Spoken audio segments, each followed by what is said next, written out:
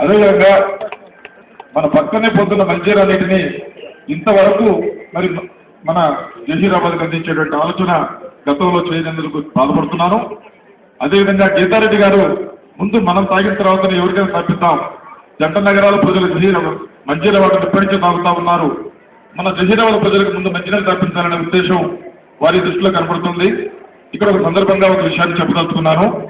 వారి ఛాంబర్కి వెళ్ళినప్పుడు ముఖ్యమంత్రి గారు ఎంత బిజీలో మీటింగ్లో ఉన్నా కూడా వారి కార్యదర్శి ఐఏఎస్ ఆఫీసర్కి ఫోన్ చేసి నా నియోజకవర్గంలో ముస్లింల కోసం ఒక ఐటీఐని ఒక జూనియర్ కాలేజీని అడిగాను, ఏమైందని చెప్పి 1-4 సార్లు అడిగి శాంక్షన్ చేసుకున్నటువంటి వ్యక్తిగా మనం ఇక్కడ గుర్తించాల్సిన అవసరం ఉంది. నేను ఎంత ఆశ్చర్యపోయాను, ఎంతో బిజీగా ఉండి ఈ రాష్ట్రంలోనే కాంగ్రెస్ పార్టీ అధికారంలో ప్రతిసారి మంత్రిగా ఉంటూ ఎంత పెద్ద సేకరణ కేటాయించినా కూడా అంత నిశ్శబ్దంగానే డెవలప్ చేస్తూ ఎప్పుడు వివాదాలు జరిగిపోకుండా ఎవరితో వేలెత్తి చూపించుకోకుండా మరి పరిపాలనా దక్షత చూపిస్తున్నారంటే ఇక్కడ వారి అమ్మగారిని తలుచుకోవాల్సిన అవసరం ఉంది.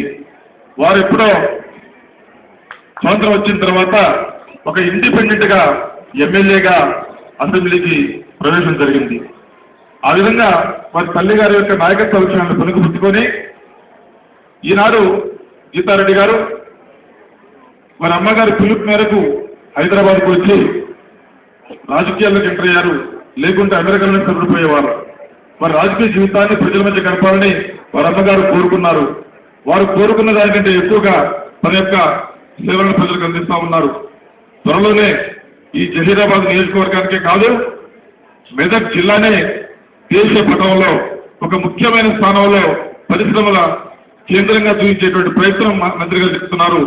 ఇక్కడ జహీరాబాద్ ప్రజలకి ఈ యొక్క ఇండస్ట్రీస్ లో ఎన్నో ఉద్యోగాలు వచ్చేటువంటి అవకాశం ఉంది.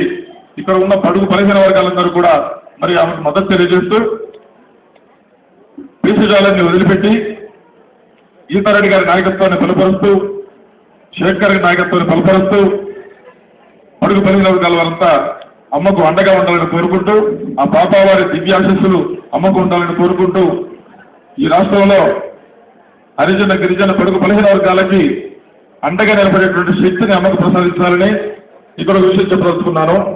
ఎస్సీ సభ్యులను శాంక్షన్ చేసే విషయంలో నడుము కట్టుకుని ముందుండి తన తోటి వాదాలని కలుపుకొని పోయి ఒక టీం వర్క్గా చేసి మరి ఈ రాష్ట్రంలో ఎస్సీ సభ్యులను సాధించారు.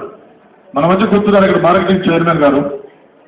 వారిని అందరి ఆమోదంతో అన్ని జిల్లాల్లో ఎన్ని కుమ్మలాట్లు ఉన్నా కూడా జిల్లాలో ఉన్న నాయకులందరినీ కలుపుకొని 12కు 12 డైరెక్టర్లను గెలిపించుకొని ఒక చైర్మన్ గా నియమించి చేసుకొని ఒక యువకుడిని రాజకీయంగా ప్రమోట్ చేసేటువంటి గొప్ప నాయకులుగా మనం గీతారెడ్డి గారిని గుర్తించవచ్చు. టీసీసీబీ చైర్మన్ గా.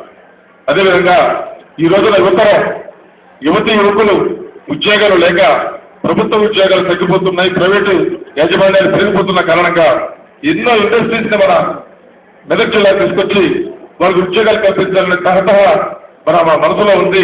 ఆ తహతహను మీరు గుర్తించి మన ప్రయత్నంగా ఆ నాయకత్వాన్ని బలపరిచి మన నాయకులుగా ఎదుగుతున్నప్పుడు ఆమె యొక్క సేవలు పొందే అదృష్టం మనకు లభిస్తుందని తెలియజేస్తూ, మరి నేను గీతారెడ్డి గారు మంత్రిగా ఉన్నప్పుడు రాష్ట్ర హస్తకళ అభివృద్ధి కార్పొరేషన్ చైర్మన్ గా పనిచేయడం జరిగింది. వారి హయాంలోనే చేతి వృత్తుల వారికి నష్టాల్లో ఉన్న కార్పొరేషన్ ని లాభాలకు మళ్లించి రాష్ట్ర కేంద్ర ప్రభుత్వాలకు లాభాలు పంచడం జరిగింది. ఆ విధంగా ఇండస్ట్రీస్ శాఖలో ఉన్నటువంటి ఎన్నో కార్పొరేషన్స్ కానీ పరిశ్రమల కేంద్రాలు కానీ నిత్యం ఎంతో గొప్పగా వర్తిల్లుతున్నాయంటే ఆ యొక్క నాయకత్వ లక్షణాలే కారణం చెప్పి తెలియజేస్తూ మరొకసారి బాబా ఆఫీసులు వారికి అందించాలని తెలియజేస్తూ అందరూ చల్లగొట్టాలని కోరుకుంటున్నారు.